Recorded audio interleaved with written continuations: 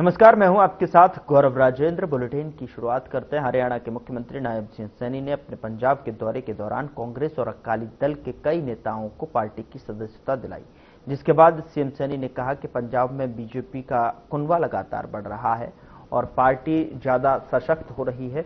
और बता दें आपको कि चंडीगढ़ बीजेपी कार्यालय में पंजाब के वरिष्ठ और दिग्गज नेताओं और उनके समर्थकों का बीजेपी परिवार में आत्मीय स्वागत किया। सीएम ने कहा कि पीएम मोदी की नीतियों से प्रेरित होकर बीजेपी की सदस्यता ग्रहण करने वाले दिग्गज नेता प्रदेश में कमल खिलाने में महत्वपूर्ण भूमिका निभाएंगे और निश्चित ही पंजाब में भलाई के लिए कार्य करेंगे।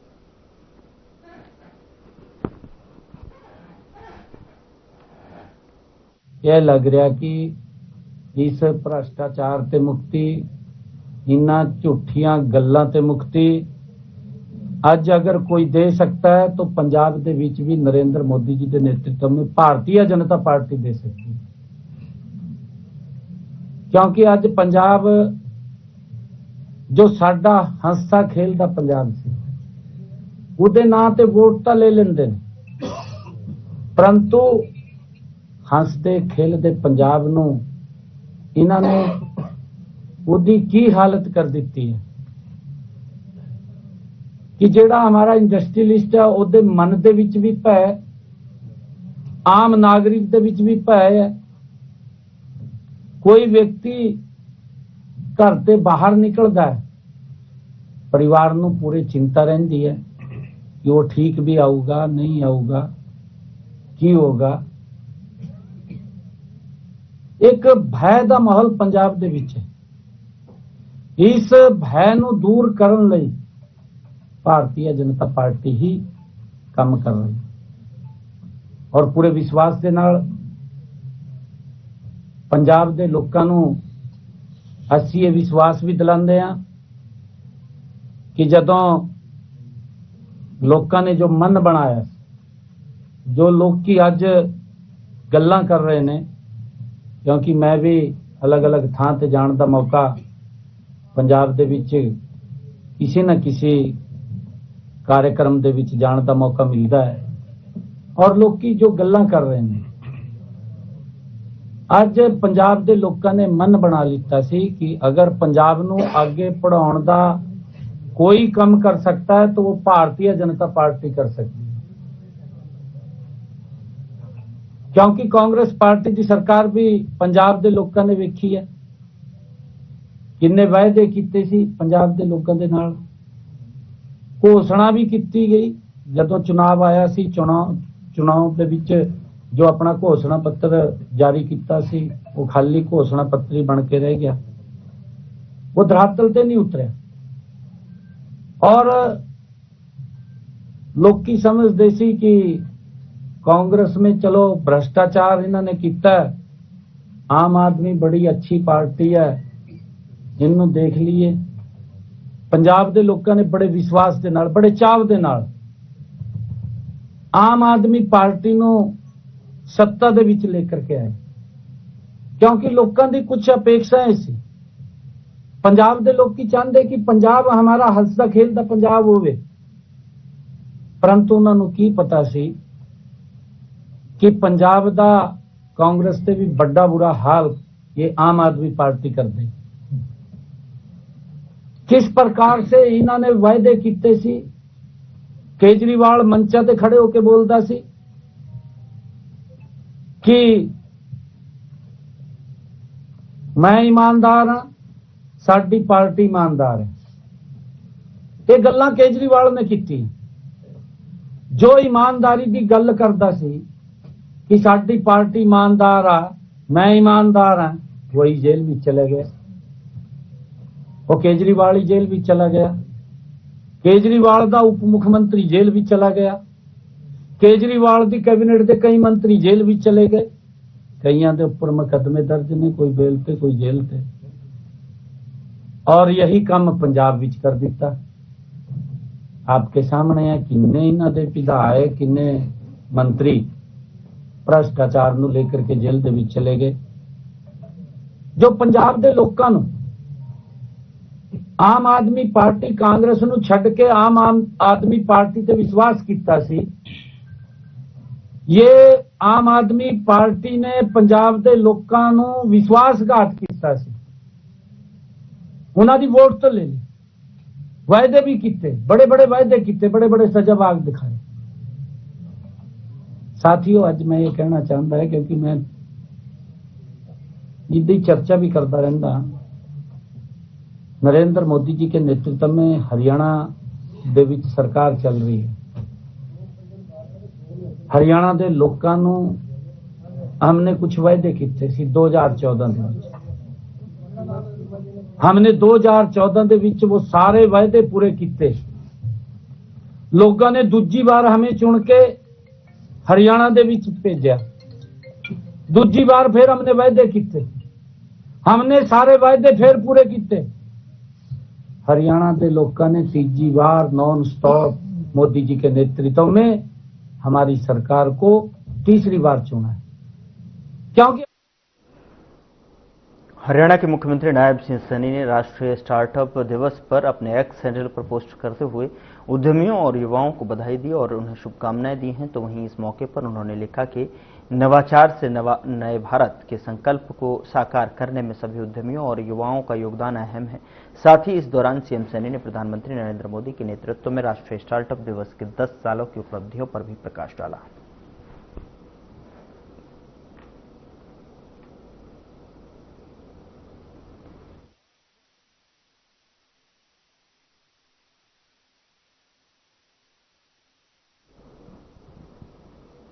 उधर कुरुक्षेत्र में हरियाणा के ऊर्जा, परिवहन एवं श्रम मंत्री अनिल विज ने पंजाब की आम आदमी पार्टी सरकार पर गंभीर आरोप लगाए हैं।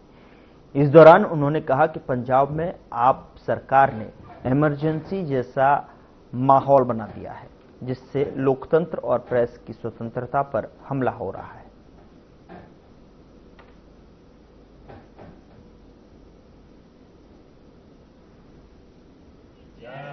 यह त्याग मूर्ति तपस्वी पिछले 40 वर्षों से केवल आधा गिलास लस्सी के ऊपर और एक लंगोटी में जो रहते हैं और जिन्होंने लोगों के सहयोग से इस धर्म क्षेत्र में धर्मशाला बनाई है, मंदिर बनाए हैं और अब 100 बेड का अस्पताल बनाने जा रहे हैं। तो बहुत समाज सेवा के काम में ये ट्रस्ट काम कर रहा है। आज महाराज जी का 96 वहाँ जन्मदिन है, उस कार्यक्रम में शामिल हुए।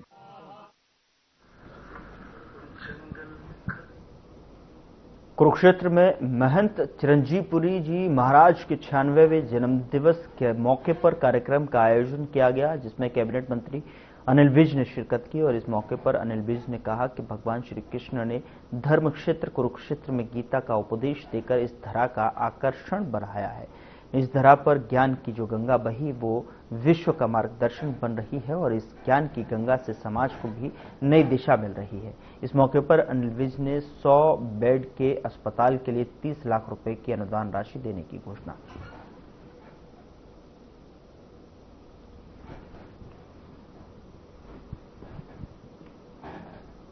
यह त्याग मूर्ति तपस्वी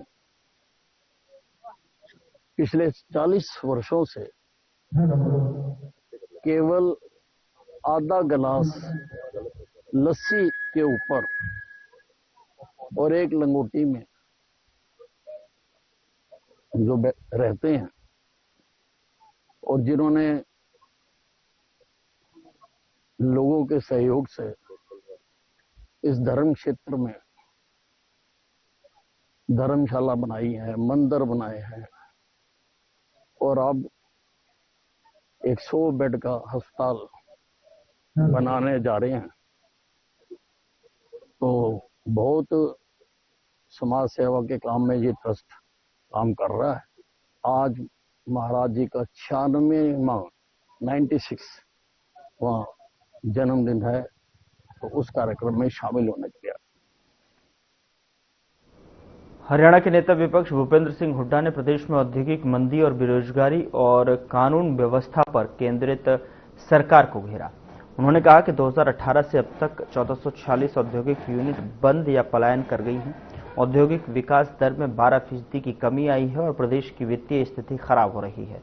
हुड्डा ने कहा कि 60 गैंगस्टर सक्रिय हैं और संगठित अपराध बढ़ रहा है। उन्होंने आगामी बजट पर निराशा जताई और आरोप लगाया कि केंद्र के बड़े प्रोजेक्ट हरियाणा से अन्य राज्यों में चले गए हैं। रोजगार और निवेश बढ़ाने पर सरकार को चेतावनी दी।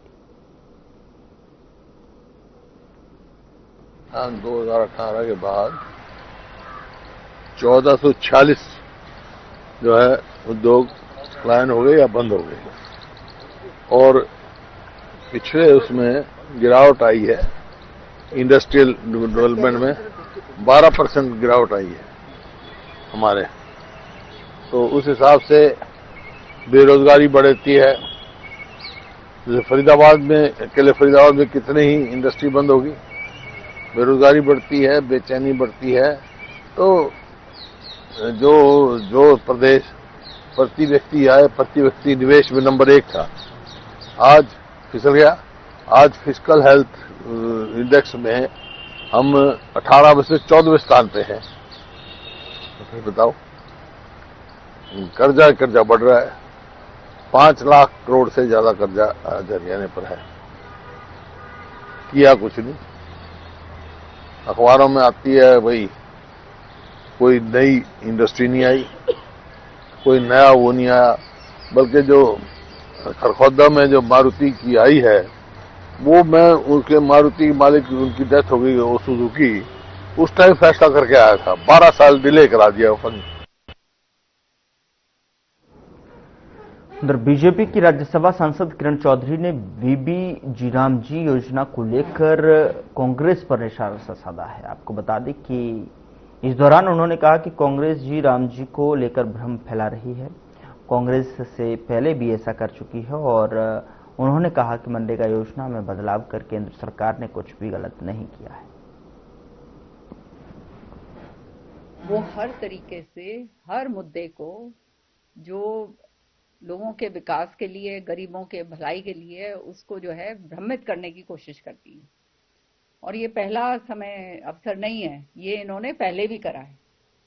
जैसे इन्होंने शुरुआत करी थी संविधान बचाओ, संविधान खतरे में है, तो आपने देखा किस तरह से संविधान की प्रीतियां ले लेके सारी जगह घूमे, पार्लियामेंट का पूरा डिसरप्शन करा, वहां पे काम नहीं होने दिया।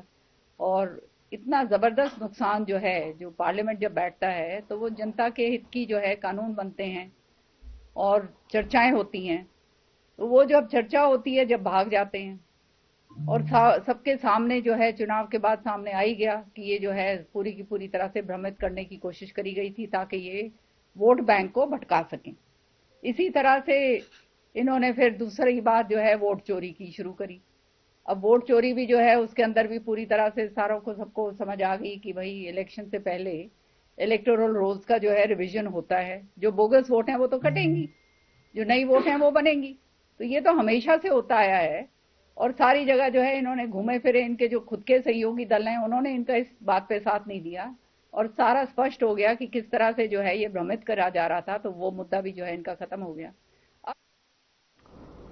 हरियाणा विधानसभा में 2 दिवसीय राजधानी युवा संसद कार्यक्रम का शुभारंभ हुआ। कार्यक्रम में हरियाणा सहित 15 राज्यों से आए युवा भाग ले रहे हैं और कार्यक्रम को संबोधित करते हुए स्पीकर हरविंदर कल्याण ने कहा कि प्रधानमंत्री नरेंद्र मोदी का 2047 तक विकसित भारत का संकल्प तभी पूरा होगा जब देश की विधायिका मजबूत और जागरूक होगी। युवाओं को विधायी प्रक्रिया से जोड़ने के उद्देश्य से यह आयोजन किया गया है।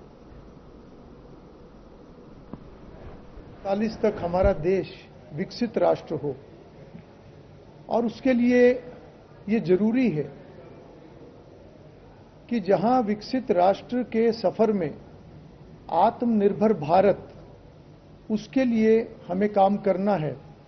साथ ही साथ एक मजबूत विधायिका, एक प्रभावी विधायिका के बिना ये संभव नहीं है, क्योंकि विधायिका के माध्यम से ही जहां नीतियों का निर्धारण होता है, कानून का निर्माण होता है, बजट पास होना और सरकार के कार्यों की समीक्षा होती है, वहीं माननीय प्रधानमंत्री जी का ये भी सोचना है कि जनप्रतिनिधियों को की अलर्टनेस के लिए जनप्रतिनिधि और बेहतर तरीके से अपने कार्य करें, उसके लिए जहां एक सार्थक चर्चा की आवश्यकता है।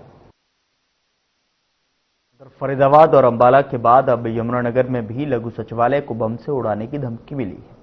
और आपको बता दें कि उड़ाने की धमकी मिलने से प्रशासन और पुलिस अलर्ट मोड पर आ गए हैं।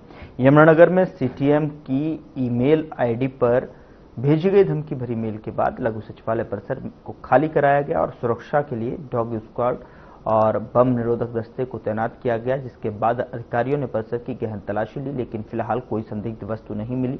जिला उपायुक्त और पुलिस अधिकारियों का कहना है कि यह मेल अफवाह या शरारत हो सकती है, फिर भी सुरक्षा के लिहाज से कोई लापरवाही नहीं बरती जा रही।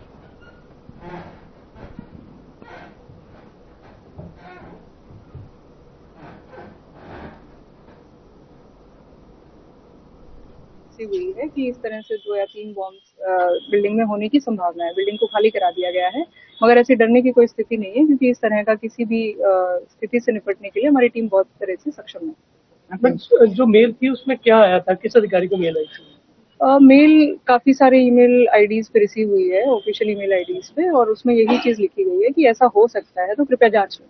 संगठन कोई नहीं, ऐसा कोई संगठन नहीं है, सिर्फ एक मेल है जिसके बारे में अगर कोई भी इन्फॉर्मेशन दी जाएगी वो पूरी तरह से जांच करने के बाद ही आगे दी जाएगी। आम जनता का कुछ मैसेज?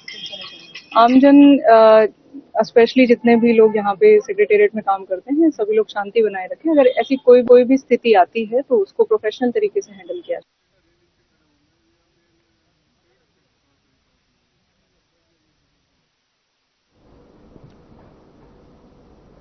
गुरुग्राम में हुए ब्लाइंड मर्डर का खुलासा करते हुए पुलिस ने आरोपी सतीश तिवारी को गिरफ्तार किया है। बता दें कि आरोपी और मृतक रैपिडो कंपनी में डिलीवरी बॉय थे। जब पैसों के मामूली विवाद पर सतीश ने शराब के बहाने दोस्त को नशे में धुत कर हत्या कर दी। बता दें कि एसएचओ कुलदीप कुमार ने बताया कि आरोपी ने वारदात को 4 बार अंजाम देने की कोशिश की और चौथी बार सफल हुआ। पुलिस ने तकनीकी जांच के बाद आरोपी को गुरुग्राम से गिरफ्तार किया।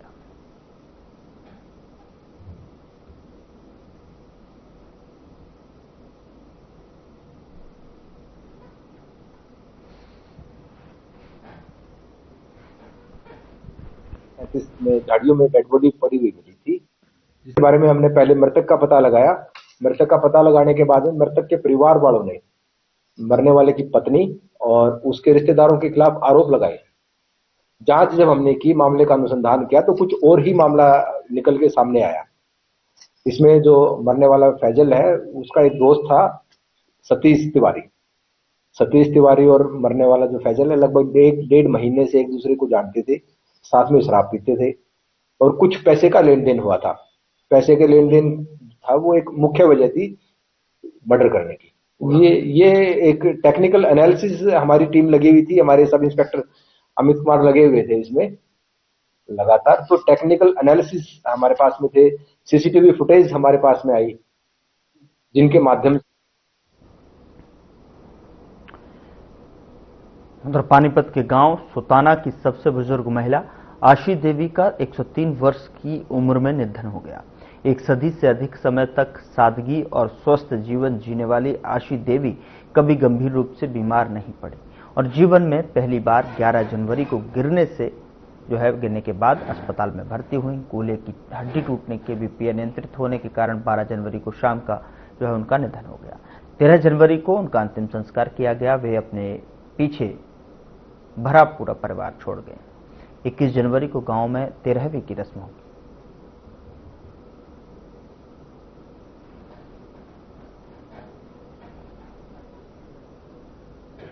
माता जी की उम्र 103 साल हो गई थी और उसने न सारा जिंदगी बहुत संघर्ष से निकाली।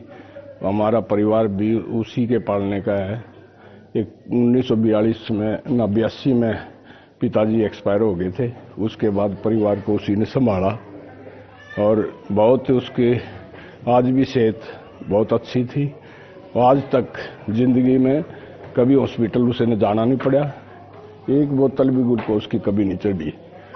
और बिल्कुल ठीक ठाक हो रही।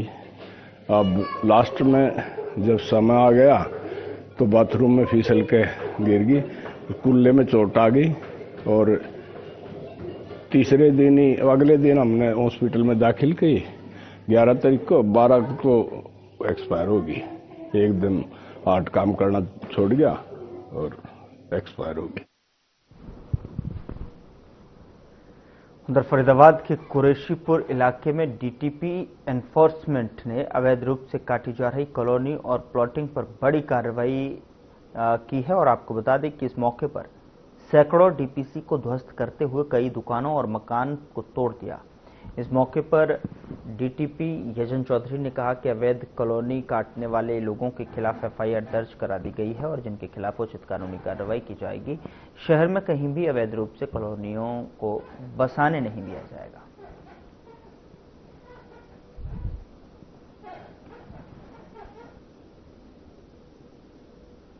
डिमोलिशन ड्राइव चलाई गई है, कहां पर चलाई गई है और क्या क्या किया गया था? ये कुरैशीपुर का एरिया है जी। यहाँ पे 4 से 5 एकड़ में अवैध कॉलोनी काटी जा रही थी। पहले भी एक बार यहाँ पे तोड़फोड़ हुई थी। एफआईआर भी दर्ज कराई जा चुकी है। आज हमने फिर से कंप्लेंट थी कि दोबारा से यहाँ कंस्ट्रक्शन स्टार्ट हो रही है, डीपीसी हैं, तो हमने दोबारा से यहाँ पे डिमोलिशन ड्राइव प्लान करी है जी। तो कितने जो है डीपीसी तोड़े गए हैं, कितने और निर्माणाधीन मकान? देखिए अंदाजन डीपीसीज होंगी कम से कम 40 से तो मैं समझता हूँ ज़्यादा होंगी और अभी भी काम चल रहा है। और निर्माणाधीन मकान भी 2-3 हमने तोड़ने पार्टली डेमोलिश करे हैं बिकॉज थोड़ा सा कई जो ऑफेंडर्स थे उनकी मेडिकल सिचुएशन को देखते हुए और उनकी रिक्वेस्ट पे पूरी तरह से नहीं उसको हम ध्वस्त आज कर पाए। थोड़ा सा फोर्स की भी यहाँ पे खासकर महिला पुलिस की कमी रही, तो निर्माणाधीन मकान थोड़े कम आज डिमोलिश हुए हैं। डीपीसीज बहुत सारी 40-50 लगभग मिनिमम डिमोलिश करी गई हैं।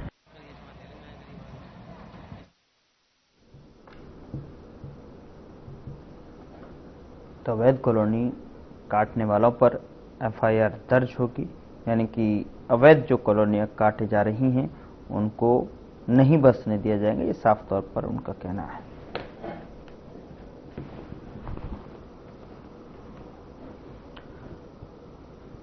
और इस बीच बड़ी खबर का रुख करते हैं। बड़ी खबर चंडीगढ़ से मिल रही है, जहां पर सीएम सैनी देंगे किसानों को सौगात। बड़ी खबर आप तक पहुंचा रहे हैं, जहां पर 20 करोड़ रुपए की राशि जारी करेंगे। भावांतर भरपाई योजना के तहत देंगे राशि। जो है लाडो लक्ष्मी योजना की किस्त भी करेंगे जारी। हरियाणा निवास में आयोजित होगा कार्यक्रम।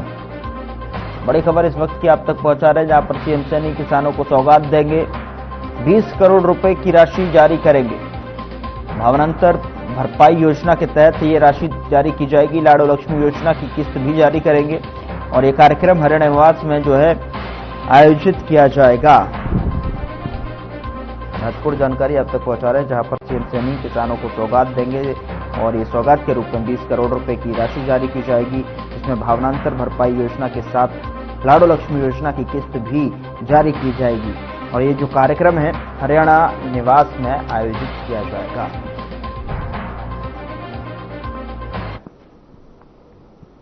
खबरों में आगे बढ़ते हैं और Yamuna Nagar wild life one विभाग को बड़ी कामयाबी मिली है और विभाग की टीम ने बेशकीमती खैर की लकड़ी से भरे एक बड़े ट्रक को काबू किया है, जिसमें से लगभग 100 क्विंटल खैर की लकड़ी बरामद हुई है, जिसकी बाजार में कीमत तकरीबन 10 लाख रुपए बताई जा रही है। तो फिलहाल बुलेटिन में इतना ही। नमस्कार।